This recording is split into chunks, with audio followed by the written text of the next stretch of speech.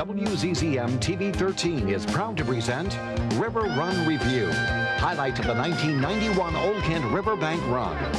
River Run Review is being brought to you by Old Kent Bank.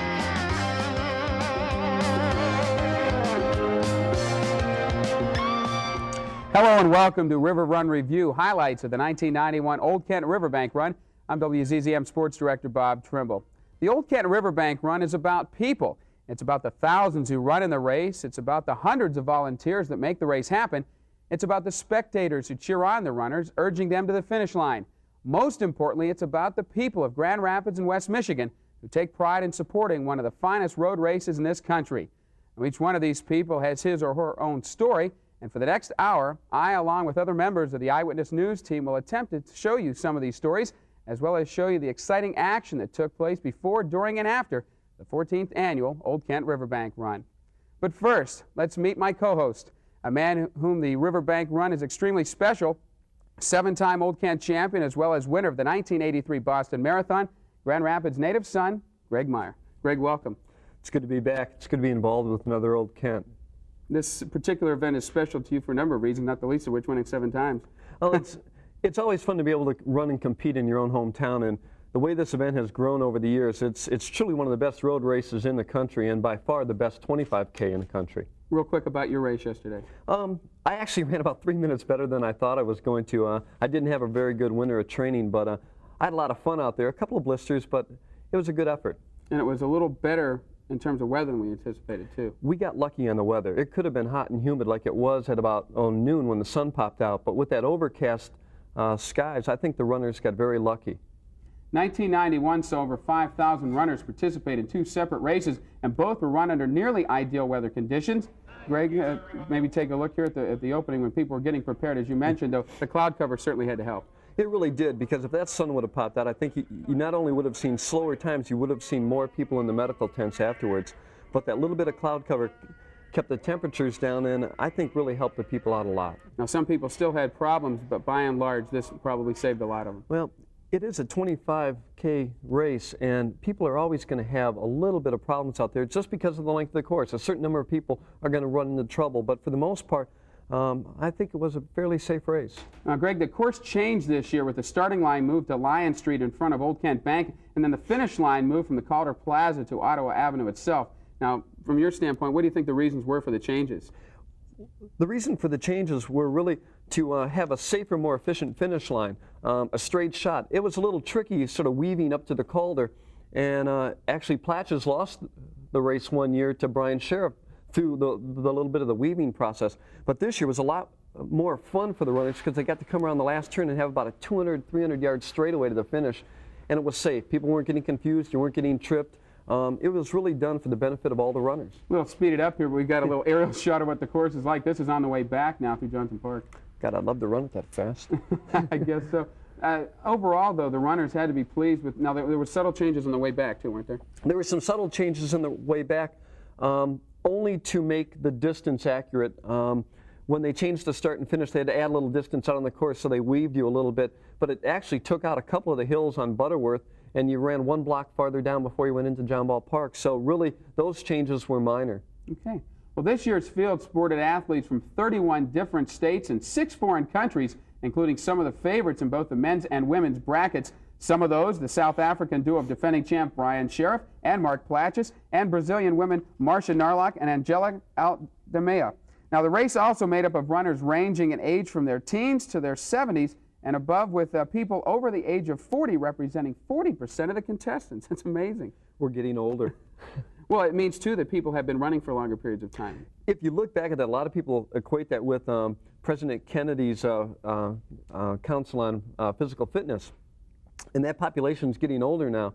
And hopefully we'll see a resurgence in the young population that they're going to take up where sort of that 35 and over bracket has left off, because there is sort of a lull after that. Well, you know, unlike soccer in this country, which really hasn't taken off, running has been popular for a number of years, hasn't it? It really has, and people have always used running as a means to other sports. But for whatever reason, we've had a little bit of a drop-off in all physical activity, and I think as a nation, we need a new resurgence as far as getting our young people fit again. Okay.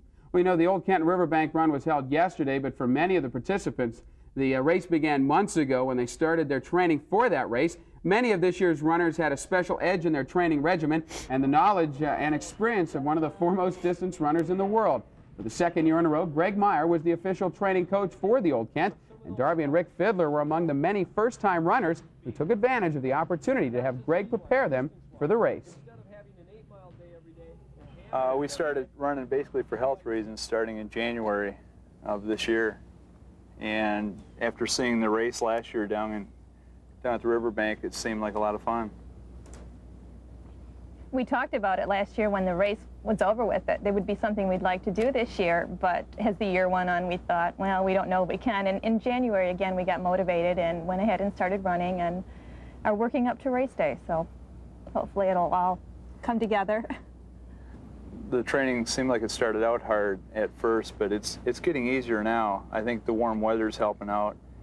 And at first it was just, it was hard to make up your mind that you had to do it every day. But the schedule is designed that you do start out slow with a walking, running, and if you follow it to some degree, it really is quite easy. Personally, I feel a lot better since I've been running. My line of work's kind of a stressful job, and I think it's really helped out a lot. I just feel a lot more comfortable at work. I think that's true. It's really helped me. I know that it might be all psychological, but I know that if I can get out and do that run, I do feel better. I feel like I've at least done something that day, and the rest of the day will run a little bit smoother. We watched the Old Kent Riverbank Run last year. We had a couple friends that were in it, and we showed some interest in starting a running program, and Greg had this schedule that he gave us to kind of follow through, and it's worked very well for us. That's really, I don't know that we would know any other way to start. It's just been neither one of us Greg. ever had any type of running program before, and Greg convinced us that anybody can pick up this program and run with it, and we tried it, and it's true. It really has worked real well. The program really helped out a lot, I think, because I carry one in my briefcase, and we've got another one on the refrigerator, and so you got to walk by it every day, and you see it, and it's broke down so easily that the days that you have to run a long race, or run the next day, you know that it's going to be a lot easier because there's a shorter one following it. And I think with the schedule, which is what Greg had told us, is that you can deviate from it according to your schedule. There are days that you just don't feel like running maybe exactly what's on the schedule, and days that you feel like running maybe a little longer. And around your schedule, it's sometimes hard to stick to it exactly, but I think if you kind of stick to the overall weekly goal, then it works out well for you, which is what I think we have done.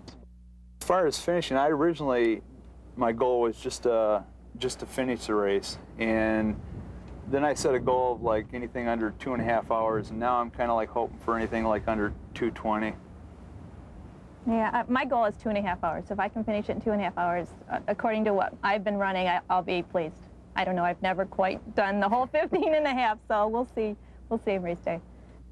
And I think you should know that Darby, who hoped to finish in 2 hours and 30 minutes, nearly did just that, and her time of 2:35 was good enough to beat Rick. It went great. I mean, there was a point out there where I didn't think I was going to make it right around the 13 mile, but all in all, it was a lot hotter than I expected, but I'm glad it's over with, so. Evidently the stone I put in her shoe didn't work. No, it feels good. I didn't know if I was going to do it or not, make it all the way, but I didn't do it as fast as I was hoping to do it, but at least I finished. Rick Lloyd of East Grand Rapids, while already an experienced distance runner, decided that Greg's training program was just the thing he needed to improve his time this year. I was never involved in a lot of athletics, intramural basketball and tennis and that kind of thing. I got into running about 8 years ago and do it kind of off and on throughout the year. What got me into running to begin with, I guess, is just feeling a need to want to get some exercise and just get out and be with nature and just get some fresh air and help to stay young, I guess. This is my third riverbank run. I raced in '84 and again in '86. This is the first year I've used the Greg Meyer schedule that was in the press, and the biggest difference that I see is that it's gotten me running every day. I've been out every day. There was one day when, because of a thunderstorm, I couldn't run. Other than that, I've pretty much stuck to it. The 2 previous times I ran the riverbank, I would run one day and take 2 days off, or run one and take another day off. So because I've been following the schedule, my mileage has increased quite a bit. Been averaging about 30 miles a week. I think using Greg Meyer's schedule has made it easier, because I feel like I've trained better for this race than any other race I've trained for, and it's just made it easier, I think. I intend to finish feeling pretty good, whereas the 2 previous times when I finished, I felt pretty sore for the next couple of days. I'm really not doing anything else other to train for the race.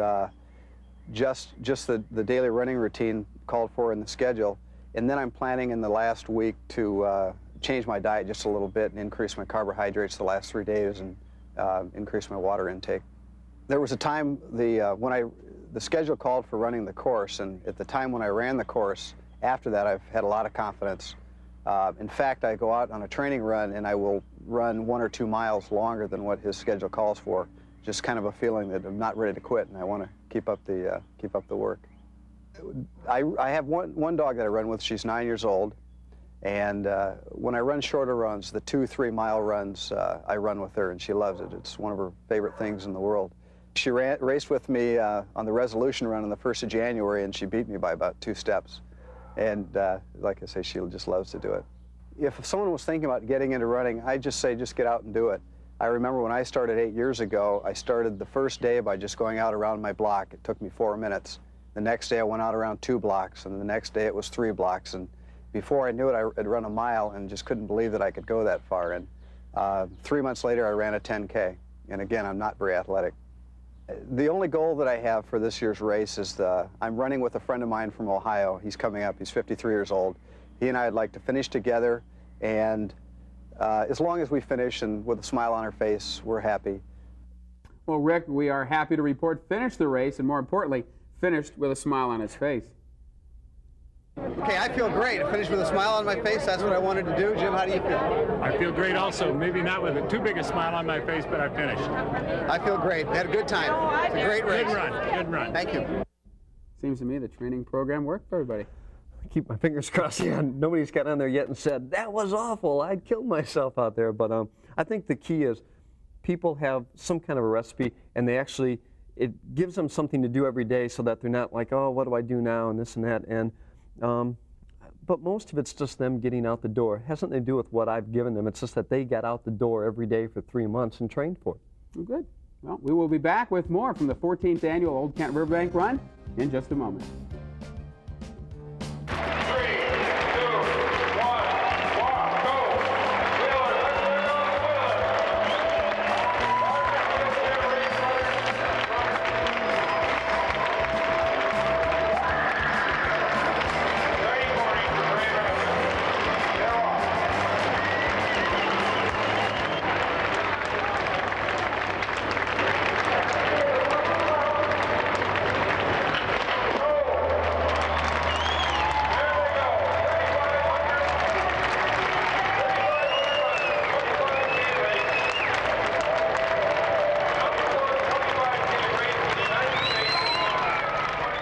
Well, there you saw the beginning of yesterday's event, Greg, and I'm just wondering, first of all, we saw just before the break, I should mention, the beginning of the wheelchair race, and we'll get back to that in just a moment, but what goes through a runner's mind at the very beginning, at the lead pack of all that?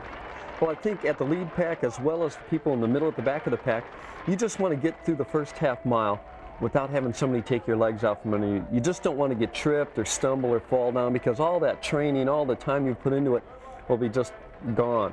So you're very cautious, especially where there's a turn early on in the course. You're just sort of keeping your little space, waiting for you to get around that first corner so a little openness forms that you can actually start running in. And you have a chance there, too, if you're in the middle of the pack, or I should say in the back. Are people concerned about that, trying to get through it, because you're not going very fast at the beginning? I think people, because they're wound so tight that, they've been looking forward to this for months.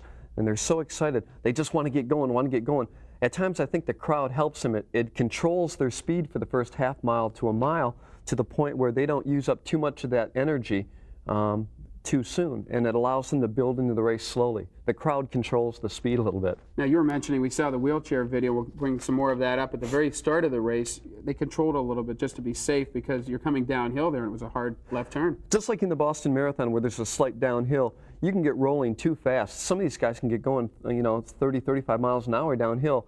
And I think people felt that going down that little bit of a hill and making a sharp left-hand turn right at the start when everybody's packed up might have been dangerous for the wheelchair, so they controlled the tempo through the first turn and then let them go. And the speeds were remarkable this year. I mean, these guys are going very, very fast. I mean, it seems like it would be dangerous, but again, they have to practice just like the regular runners. These guys are so good on their bikes, or not bikes, on their chairs. They're going 17, 18 miles an hour out there. I rode a 20-miler on a bike. I can't go that fast on my bike. They're flying. I wondered, as far as that wheelchair is concerned, what has made these bikes or the wheelchairs so much faster? The times just seem to continually getting faster. I think it's a couple of things. I think, number one, the technology in the chairs is much greater now. They're lighter, they're more aerodynamic. It used to be, just the 4 wheels. Now you'll see it as a 3-wheel chair. Also, I think prize money now. Old Kent has not only had prize money in the men's division, the wheelchairs, but this year the women had prize money. That brings out new athletes. It gives them more of an incentive to come out. So better athletes are coming out to get into that event, and I think it's going to continue to grow. Okay. Somewhere among the 4,000 runners in the 25K event are Bill Tomaszewski, Rich Havinga, and Kelly Caratini. The 3 individuals all had differing ideas on why to enter the Riverbank Run. Like many others, maybe to run faster than last year or just finish it all, or maybe like Kelly, really impress and finish in the top 25. Catherine Barrett, along with Dave Whitford, recently spent some time talking with some of these people, and here they are. Of the thousands of runners out here in the Riverbank Run, there's only a few with a legitimate chance of winning it. Even athletes who've had some success in other sports know there's not much chance of that success carrying over into running. Just try telling that to your friends. They just don't seem to understand that I can be average at all 3 events and do fairly well, and then go into a running race and be that same average person and finish in an average pace and place among all the women. Kelly's being very modest when she describes herself as average. She hopes to qualify for the national triathlon team again this year and then go to the World Triathlon Championship in New Zealand. But still, swimming, biking, and then running is different from just running. As far as the running race, my best times, like 10K runs and marathon times, have all been while I've been doing a triathlon. And I think I go out very fast when I'm in a running race because my legs are fresh. And in a triathlon, the run is at the very end, and so you're already fatigued and you just kind of go with whatever you have left. And I'm just not a runner. I enjoy that part of the race, but speed is not in great demand at the end of a triathlon. You just kind of have to have the endurance. This is Kelly's 3rd Riverbank Run, and it's the 2nd one she's run on her birthday. I'm looking forward to it. I enjoyed it the first time. Just all the people in a triathlon, it's more of an individual race because you really get spread out from the group and you don't get a sense of all the people around you, the camaraderie. And of course, when you're in the middle of a pack in a running race, you get a lot of camaraderie. The last miles after John Ball, we're just so tired. It really pulls you along, and that finish is just great. It's a nice feeling. Welcome back to the River Run Review. Another of the runners out here to have fun and prove something to himself is Rich Havinga. This is his 8th Riverbank Run. His 7th was back in '89, and he took quite a detour getting from then to now. 2 days before the 1989 Riverbank Run, my wife, who is an RN, works at Immediate Care Center in Cascade, and I went in there and I asked him about a lump down in here, and the doctor just said, "Sit down, I think you got Hodgkin's disease."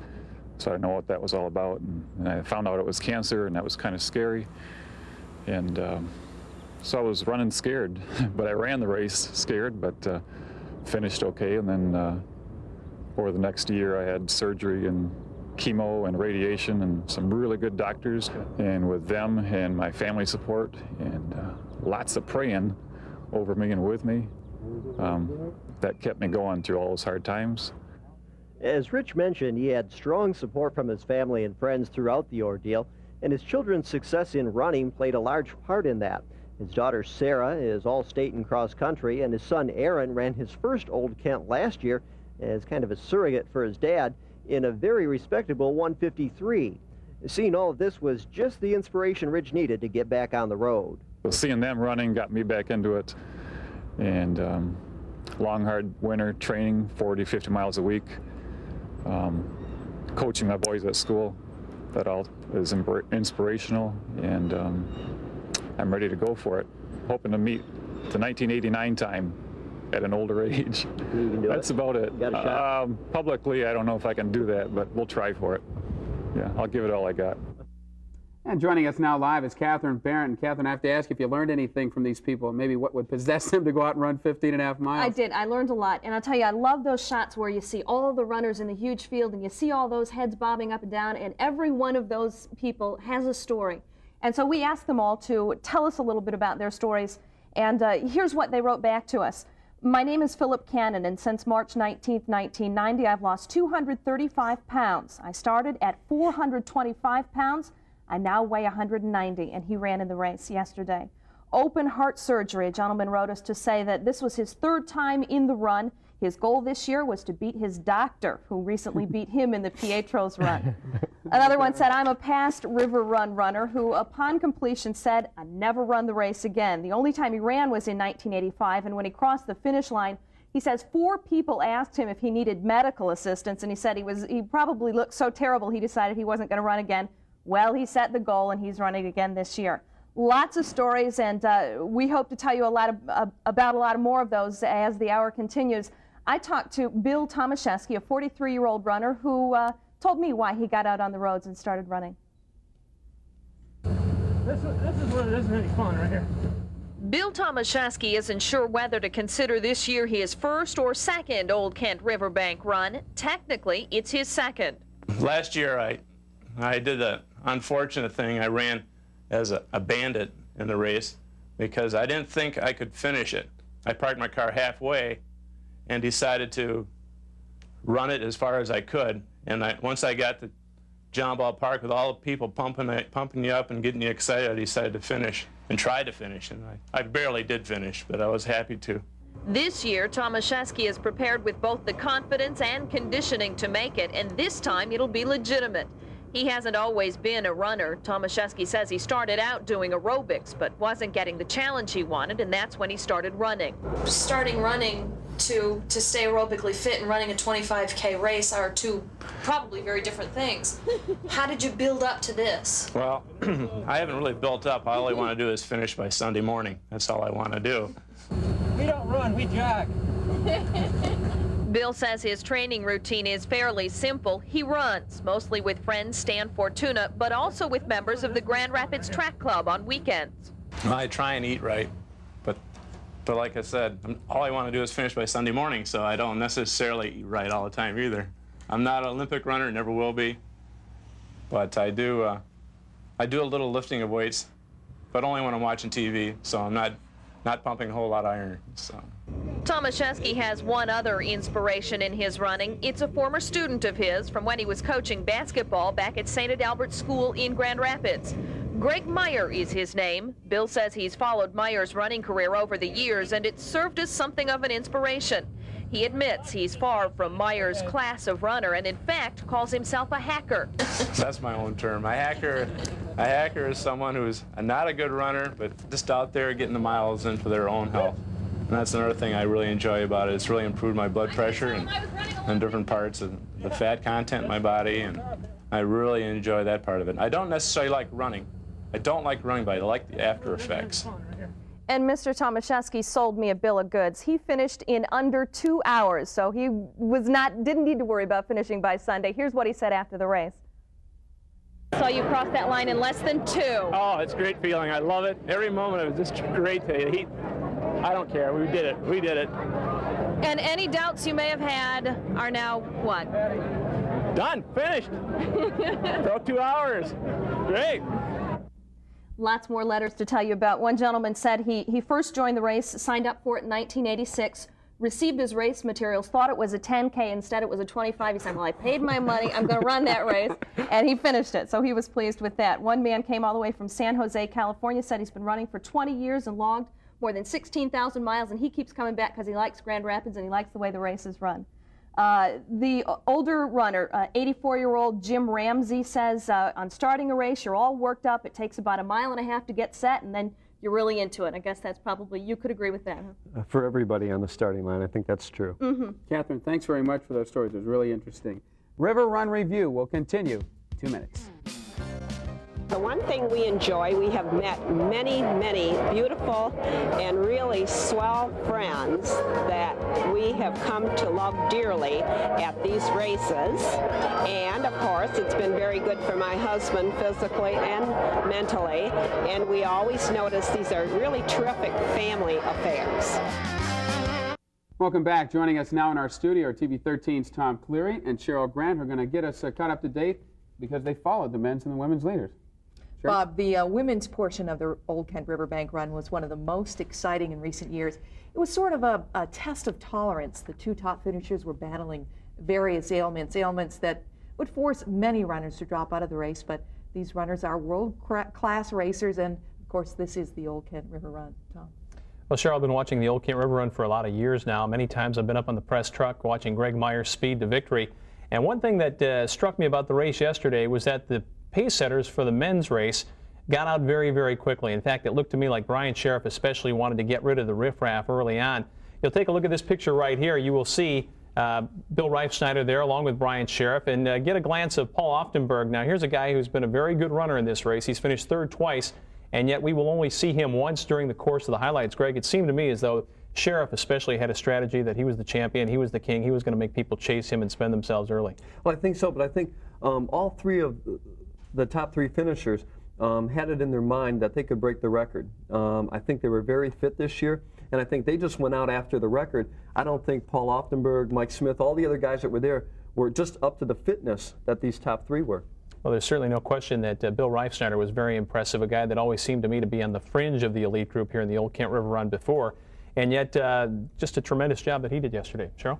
We pick up the action in the women's portion of the race. Here, just before the 3-mile mark, Diane Bussa, 5-time champion of the Old Kent Riverbank Run, in the blue outfit, running with Marcia Narlock, a newcomer to the race this year.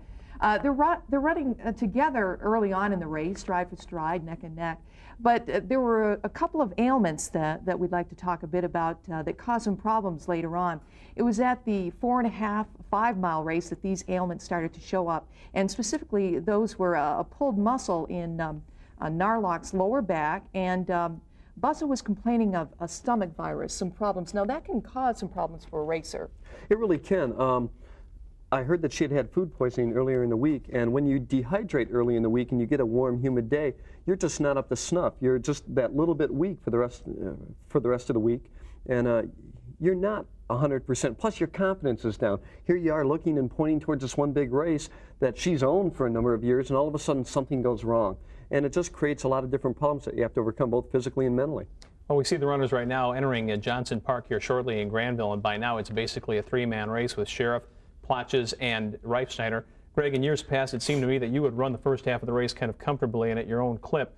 And as I mentioned earlier, it seemed to me like these guys wanted to get into it really very quickly. Brian Sheriff had a very telling statement after the race when he said that he wasn't surprised at all to see very few runners hanging around after a couple of miles because that was the way he intended it to go. I think all of them just wanted to get out there and race.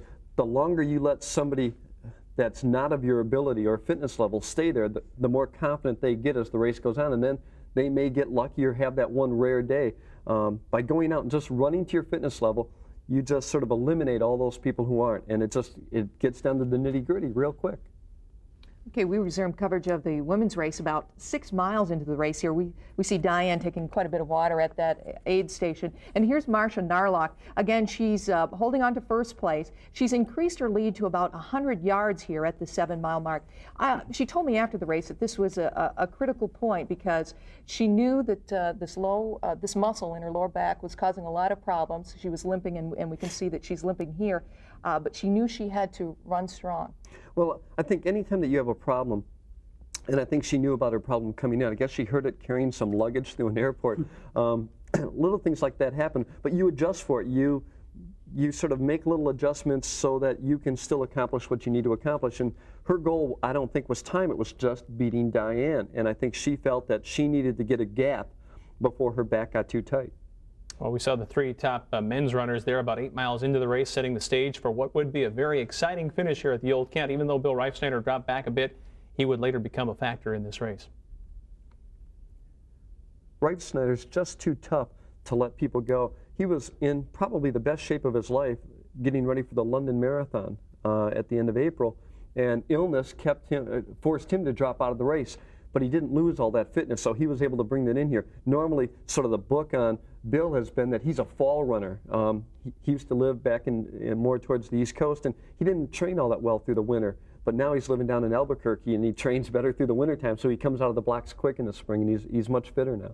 Okay, well, Tom and Cheryl will be back with us in just a few minutes. There were a couple of other races run yesterday besides the well-known 25K.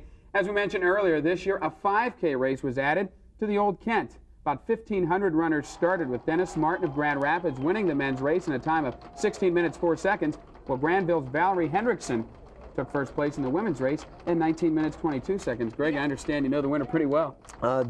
Dennis is a student at JC, and he'll be on the cross-country team next year, and I heard he looked pretty good.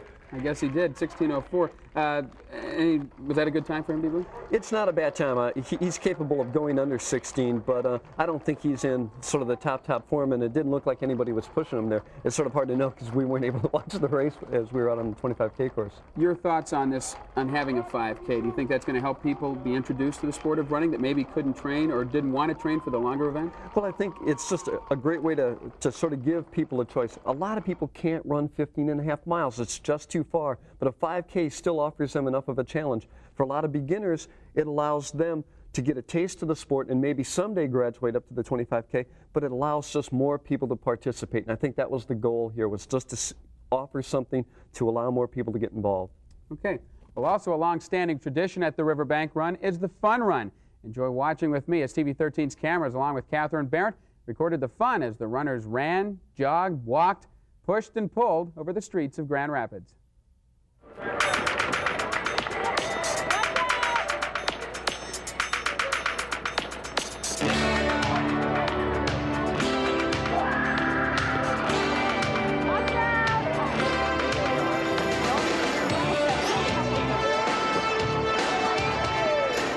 It's called a fun run, and that's just what it is, although no one says you have to run.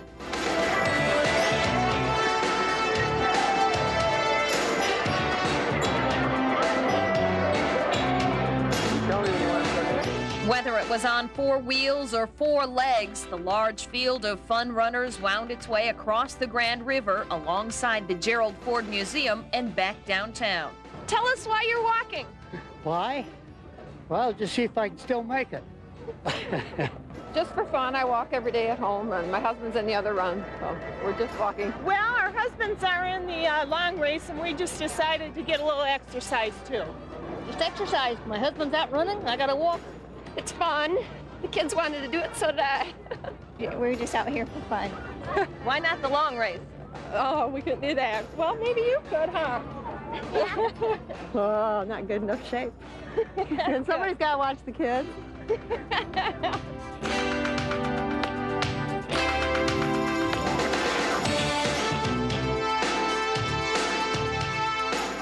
Just like the longer races, no one who comes across the finish line is a loser, no matter how long it takes. Everyone gets a blue ribbon.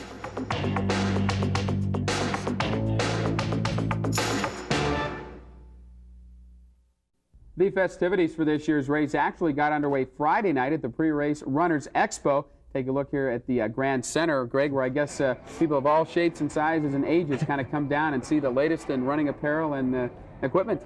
It's really sort of fun because everybody comes down to pick up their packet and has a chance to talk the night before the race and sort of get a little bit of their jitters out or create some jitters before the race. And it's because it is downtown, it's kind of an opportunity, since it is a weekend event, as you were mentioning, a lot of different things going on. And here, of course, is Greg Osmond, right here in Grand Rapids, 51 years old, who was presented with the Michigan Runner of the Year Award. And a real special honor for Greg. And with us right now is the Michigan Runner of the Year, Greg Osmond. Welcome.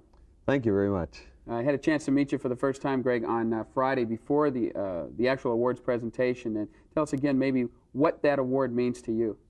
Well, it's obviously the greatest honor that I've had in running, and But there are so many great runners in the state of Michigan. I kind of felt that I represented the blue-collar worker, the guy who goes out and puts in a lot of miles, works hard to get in shape, and trains intensely.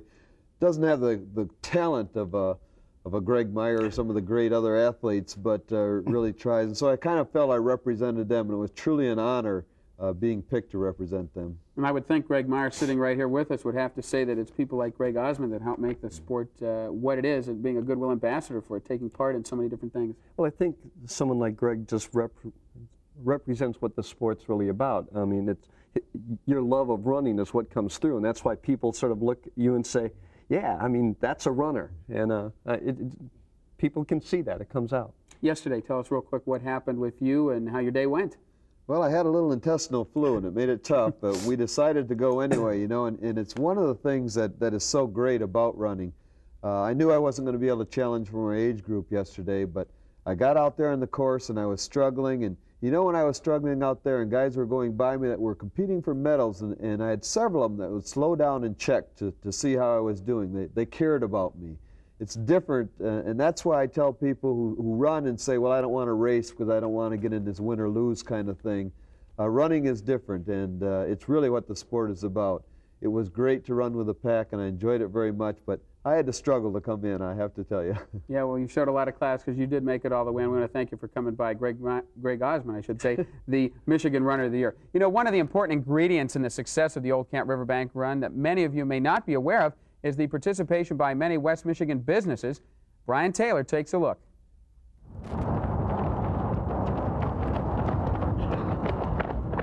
Long-distance running is not known as a team sport, but for these runners it is. They are members of Amway Team 1. This team is one of 38 entered in the Old Kent Riverbank Run team competition. It's a tough race, and most of the guys will start probably January, and they'll start working out anywhere between 5 and 6 miles, and then they'll gradually increase it. On the weekends, they'll do long runs anywhere between 10 and 12. It helps to have other team members out there to give you encouragement, to know that there's someone else training and not just training solo. So it's a motivation factor. I really enjoy. They give you a lot of encouragement, and they support you a lot just by telling you that you're doing better every time. The team competition is split into 3 divisions. Division 1 is for companies with less than 1,000 employees. The second division is for those with more than 1,000 employees but less than 2,500. And Division 3 is made up of large companies, those with 2,500 or more employees. To determine the winners of the team competition, the times of a team's 5 fastest finishers are combined. And like in any other race, the fastest time wins. I think it just adds enthusiasm amongst employees within the company. They get some camaraderie going and some competition going with the other companies. I know that they start checking before the race results are available. They start checking to find out how individuals have done so that they can determine how their teams have done. We'd like to place somewhere in the top 3. Is that a goal that can be achieved? We hope so. We've been training hard. Now, along with this corporate presence, we should also make mention that it takes the skills and devotion of hundreds upon hundreds of volunteers who assist in making the River Run the premier event of its kind in this country. And joining me now live, race director Terry Sullivan. Terry, I've been involved with this race for a number of years, watching it and then participating myself, and the volunteers to me stand out far and away as one of the great things about the race. Bob, our volunteers are just fantastic. We could not put on an event of this size without each and every one of the people that we have volunteering to make the race what it is today. We've got over 2,000 volunteers every year that help us put on this event, and that equals out to about 1 volunteer for every 2 to 3 runners. The elite runners probably are going to feel comfortable. It'd be, something serious would come up maybe, but the average runner that's out there, I know, has to feel a sense of compassion and also comfortability when they're running, knowing that these people are there that could help them if they need it. That's right. The most important people, I think, out there yesterday in terms of the weather were those that were at the aid stations and, of course, the medical crew. Metropolitan Hospital always comes through for us with the doctors and the nurses necessary to treat those people that need it at the finish line and also out on the course. This was the second year for you as race director. Did it get any easier? Oh, it always gets easier, Bob. You just get more comfortable every year, but there are new challenges every year. You know, with the getting back a little bit to the volunteers, it starts real early with people in the bank getting involved back in October, November, and then going on all the way up through race week. We've got Grand Rapids Public School kids that come out on the Thursday before the race and clean up along the riverbank run as part of an Earth Day project. We've got Pietro's Restaurant that puts on our pasta dinner, and then all of the aid station, the corporate aid stations, the bank volunteers, families, friends. We just can't say enough about how much we appreciate all of the people that make the Riverbank Run such a success. No question from my standpoint, Terry, you and all the volunteers deserve all the accolades in the world. A fantastic job. Glad to be a part of it. And we're going to be back for the finish of the 25K race in just a few moments. Time now to see how the very popular wheelchair event came out, Greg. These guys, we got a new record. They're flying. Oh, they are. They're motoring out there. They're going about 3.5 minutes per mile, and that's screaming. This is the winner right here, Tony Noguera from Marietta, Georgia. I talked with him a little bit after the race, and this was his first ever Old Kent, and he said he liked the course, obviously. It is really a pretty good course for chairs. It's relatively flat. There's a few hills out there, and most of the pavement's pretty good. So these guys can really get rolling. And you could see by the picture there that he had the aerodynamic helmet. They've copied a lot of what the cyclists have done, and boy, they're just getting faster and faster. Real quickly, too, want to give credit to the women's winner, Jean Driscoll, a student at the University of Illinois, a time of 1:04.38. So, again, the women's time very well. And she beat a few tough women out there. Okay. Well, you know, back with us now to take a look through the finish of the 25K race, our own Cheryl Grant and Tom Cleary. Thank you, Bob. When we last talked, the leaders in the women's portion of the race were at the halfway point. Marcia Narlock of Brazil with a 100-yard lead over second place Diane Bussa. And in the second half of the race, the ailments that we talked about earlier that pulled back muscle for Narlock and the stomach virus for Bussa started to really take their toll. We pick up the action about 10 miles into the race with Marcia Narlock, as I mentioned, still in first place here, Diane Bussa, second place, and Angelica de Almeida, also a native of Brazil, was in third place at this point.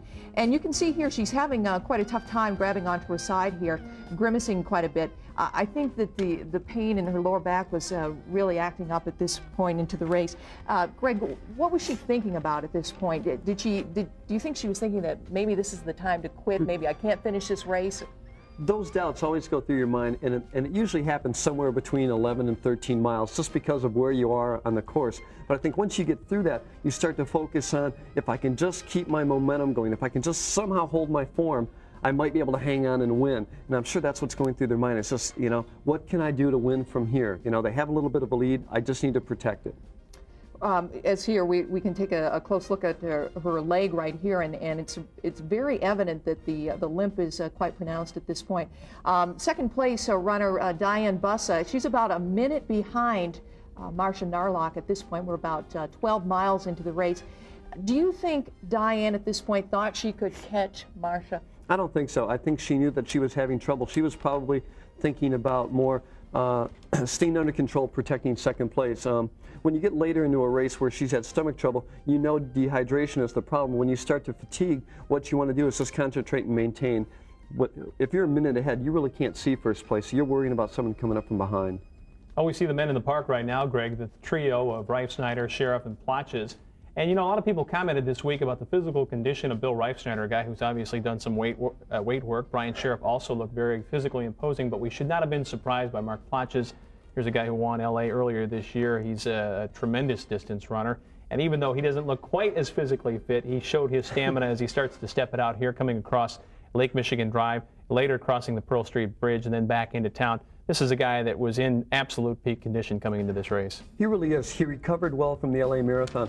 And what really won it for him was his marathon strength. He was able to maintain his pace. And it's not so much who's really faster in a 25K, but it's more who's strong enough to hold that speed for a longer period of time. And his marathon training is what accomplished that for him. Sometimes a bigger guy like a Reifsnyder has to carry that weight for 15 miles, and that becomes tiring. Now, what's the mindset here between the two top runners, Sheriff and Plotches? Sheriff, a couple of years ago, was able to fight this guy off coming down the stretch. They were shoulder to shoulder. Do you think Brian felt that he had this race won up until the point that just prior to what we're seeing now? I don't think so. I think Brian knows Mark well enough. They've raced enough times where Mark is fairly fast. what's going through their mind, and I'm sure it was going through Platch's mind, was as soon as he got a little bit of a gap, was how much can I hurt him? How much yardage can I get on him to ensure that I'm going to win? And that's all you're trying to do is put that last nail in the coffin. Well, Mark Platch is the winner of the Old Kent race for the men. Brian Sharp and Bill Reifsnyder finishing 4 seconds behind, an American record time for Bill Reifsnyder. Really, I thought one of the stories of the race, a guy that was right with the lead runners the entire way. He's really never had a great Old Kent, and I think this was his best ever by far, but I think he'd have liked to have won it. Again, the women's action just past John Ball Park, again, a critical point in the race. Marcia told me after the race that that was a very tough time. She relied heavily on the crowd support then to get her through that last mile and a half. Here we see her crossing the finish line. Now, she collapses right after crossing the finish line. Do you think is she in a great deal of pain then, or she's just exhausted? I think it's a combination of things. I think that she probably held herself together for the last miles running in pain, that when she got to the finish line, she just wanted to be done with it. And just sitting down, getting off her feet, allowed her to just say, it's over, it's done. Please, somebody get me off this race course. But I think a lot of it just had to do with she shut down mentally. It's like, I've done what I had to do. It's over. Okay, and also second place finisher Diane Bussa and Angelica de Almeida from Brazil. You got the name right. I had a problem with it earlier. You know, after the race, I had a chance to talk with the winners to see what their reaction was. Let's take a look. Last thing, how important is it for you to finally win this event? It's very important. You know, as I was saying earlier, anything 21 Ks and above, I feel like I almost that I owe it to myself to win that kind of distances, because that's the kind of distances I'm good at. Old Kent River Run is one of the better races to have on your resume, and it's great for me to win here. Congratulations. Thank you. Appreciate it. Muito bonito. Gostei muito da competição, muito bem organizada, e a cidade muito bom, o percurso muito bom, o clima ajudou, tudo colaborou. She liked very much the race. She thinks the city is beautiful, the people were wonderful, the race was really well organized, the race itself is very, very good, and she's very happy to be here. Well, you know, as we stated at the top of the program, this race is about people. And we close with a look at several more of the real winners at the 14th annual Old Kent Riverbank Run. For these folks, winning meant simply finishing or just trying to improve from last year. Thanks for joining us. And for Greg and Cheryl and Tom, our staff, and myself, good night. We'll see you next year.